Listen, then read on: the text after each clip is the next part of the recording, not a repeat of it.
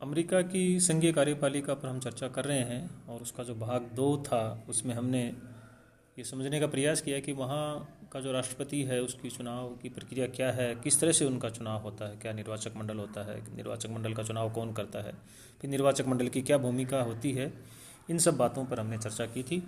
और जो हमारा संघीय कार्यपालिका वहाँ की जो है अमेरिका की, उसका भाग 3 है, उसके अंतर्गत हम आज लेंगे कि वहाँ के राष्ट्रपति को क्या शक्तियाँ प्राप्त है, कौन से अधिकार हैं, उसके कार्य के क्या स्रोत हैं, उसकी क्या स्थिति है। तो उस पर हमारी चर्चा रहेगी। यानी जो वहाँ के राष्ट्रपति की शक्ति, अधिकार, कार्य और स्थिति है उसको हम 4 भागों में लेते हैं। एक भाग तो ये है कि राष्ट्रपति की शक्ति, अधिकार व कार्य का क्या स्रोत है। दूसरा हम लेते हैं विभिन्न शक्तियाँ कौन सी हैं, अधिकार व कार्य क्या है, उनका परिचय पर हम चर्चा करेंगे। तीसरा, उसकी शक्ति, अधिकार व कार्यों में वृद्धि के क्या कारण हैं। और चौथी बात हमारी रहेगी कि संयुक्त राज्य अमेरिका की जो शासन व्यवस्था उसमें उसकी स्थिति क्या है, उसके पद का मूल्यांकन हम करने का प्रयास करेंगे। तो ये जो 4 बातों को लेकर हम अमेरिका के राष्ट्रपति की शक्ति, अधिकार, कार्य, स्थिति आदि का मूल्यांकन कर रहे हैं। तो ये अध्ययन की सुविधा की दृष्टि से हमने इसको 4 भागों में बांट लिया। यानी पहला रहेगा कि राष्ट्रपति की क्या शक्ति है, उसके क्या अधिकार हैं और उसके कार्य हैं, उनका क्या स्रोत है। ये तो पहला भाग रहेगा हमारा। दूसरा इसमें रहेगा कि उसकी विभिन्न शक्तियाँ, अधिकार व कार्य हैं, उनका एक सामान्य परिचय पर हम चर्चा करेंगे। तीसरा है कि ये जो शक्ति, अधिकार हैं, ये जो कार्य हैं, उनमें वृद्धि है, मतलब हुई है बहुत ज़बरदस्त तरीके से, तो उनका क्या कारण रहा है। और चौथा, उसकी पद या उसकी स्थिति जो है उसका मूल्यांकन करने का हम प्रयास करेंगे। तो अभी हम आज लेते हैं पहला भाग इसका कि अमेरिका के राष्ट्रपति की शक्ति, अधिकार एवं कार्य के स्रोत। अमेरिका के संविधान के जो निर्माता थे उन्होंने राष्ट्रपति पद को बहुत ही शक्तिशाली, मतलब एक तरह से कहें तो नहीं बनाना चाहते, बहुत अधिक शक्तिशाली इसको नहीं बनाना चाहते थे, परंतु ये पद क्रमशः शक्तिशाली बनता चला गया। आज ये प्रजातांत्रिक देशों में सर्वाधिक शक्तिशाली पद माना जाता है। और इस मतलब एक तरह से संविधान निर्माता नहीं चाहते थे कि इतना शक्तिशाली बने जितना आज है ये। तो ये आज क्यों है और इसे शक्तिशाली बनाने में कौन से स्रोत हैं जिन्होंने एक तरह से मदद प्रदान की है इस पद को शक्तिशाली बनाने में। तो उसमें एक तो हम लेंगे कि शक्तिशाली बनाने में निम्नलिखित जो से स्रोत हैं उनमें से पहला हमारा है संविधान। यद्यपि संविधान के निर्माता जो थे उन्होंने राष्ट्रपति को शक्तिशाली नहीं बनाना चाहा, फिर भी संविधान की विभिन्न धाराओं के आधार पर ये उसकी स्थिति शक्तिशाली बनी है। उदाहरण की बात करें, एक उदाहरण से हम समझने का प्रयास करते हैं कि संविधान ने उसे कानून को लागू करने की तथा कार्यपालिका क्षेत्र में नियुक्ति करने की शक्ति दी तथा वह सेनाओं का सर्वोच्च सेनापति भी है। संविधान की इस प्रकार की व्यवस्थाओं ने आधुनिक काल तक उसकी शक्ति में इतनी अधिक वृद्धि की है जितने कि संविधान निर्माताओं ने कल्पना भी नहीं की थी। दूसरा, वहाँ कांग्रेस यानी जो वहाँ की व्यवस्थापिका है उसके अधिनियम, कांग्रेस के अधिनियमों के कारण भी राष्ट्रपति की शक्ति में अधिकारों में वृद्धि हुई है। जैसे कई परिस्थितियां भी आई हैं, जैसे उदाहरण के लिए आर्थिक मंदी, द्वितीय विश्व युद्ध और शीत युद्ध बहुत लंबा चला था। जैसे राष्ट्रीय संकटों का सामना करने के लिए कांग्रेस ने समय समय पर एक अनेक ऐसे अधिनियम बनाए जिनसे प्रत्यक्ष और अप्रत्यक्ष रूप से राष्ट्रपति की शक्ति में वृद्धि हुई है।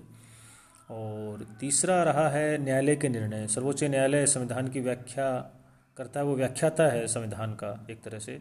तो उसने संविधान की मूल धाराओं व अन्य कानूनों की व्याख्या इस प्रकार से की है कि राष्ट्रपति की शक्ति व अधिकारों में वृद्धि हुई है।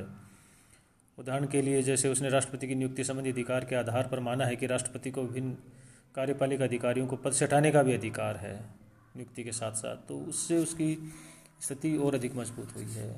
कुछ परिपाटियाँ, प्रथाएँ भी रही हैं, इन परिपाटियों और प्रथाओं ने भी राष्ट्रपति की शक्ति में वृद्धि की है।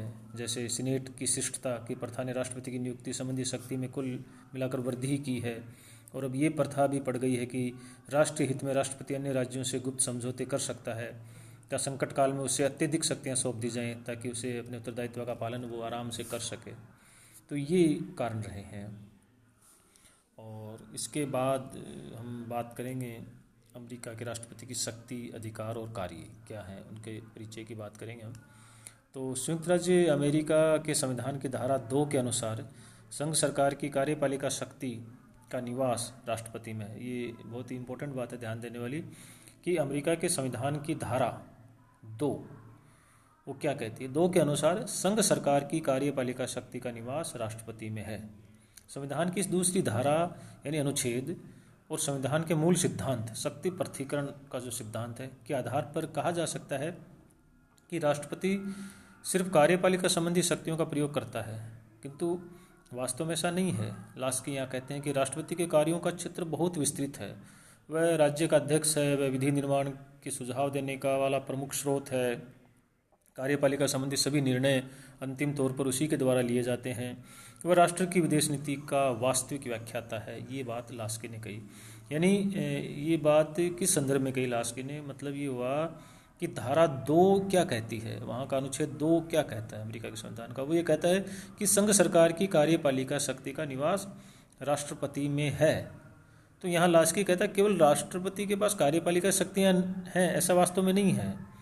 उसका क्षेत्र बहुत विस्तृत है, वह राज्य का अध्यक्ष है, वह विधि निर्माण के सुझाव देने वाला प्रमुख स्रोत है, कार्यपालिका संबंधी सभी निर्णय अंतिम तौर पर उसी के द्वारा किए जाते हैं। एक तरह से वह राष्ट्र की विदेश नीति का कहें तो वास्तविक व्याख्याता है वो एक तरह से।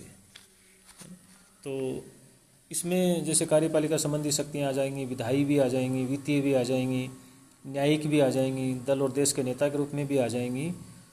तो इन शक्तियों पर हम चर्चा करेंगे अगले भाग में। तो आज का हमारा ये रहा कि एक मुख्य रूप से कि उसकी जो शक्ति व अधिकार व कार्य जो हैं उनका स्रोत क्या रहा है। तो उसमें हमने 4 बातें देखी, 4 स्रोत हमने देखे। एक संविधान है, दूसरा वहाँ कांग्रेस के अधिनियम हैं जो विभिन्न परिस्थितियों में जिनको बनाया गया था, और एक न्यायालय के जो निर्णय हैं उन्होंने भी राष्ट्रपति को काफ़ी शक्तिशाली बनाया है। कुछ परिपाटियाँ और प्रथाएँ भी रही हैं। तो ये तो हमारा एक भाग रहा था। दूसरे भाग में हम पढ़ेंगे राष्ट्रपति की शक्ति, उसके अधिकार और कार्य। तो जैसा कि संविधान ने तो उसको केवल कार्यपालिका शक्तियाँ प्रदान की हैं, परंतु उसके अलावा विधायी शक्तियाँ भी हैं, वित्तीय शक्तियाँ भी हैं, न्यायिक शक्तियाँ भी हैं। तो इन सब चीज़ों पर हमारी चर्चा रहेगी।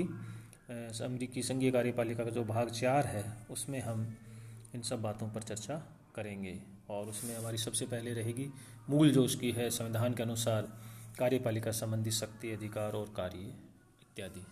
धन्यवाद।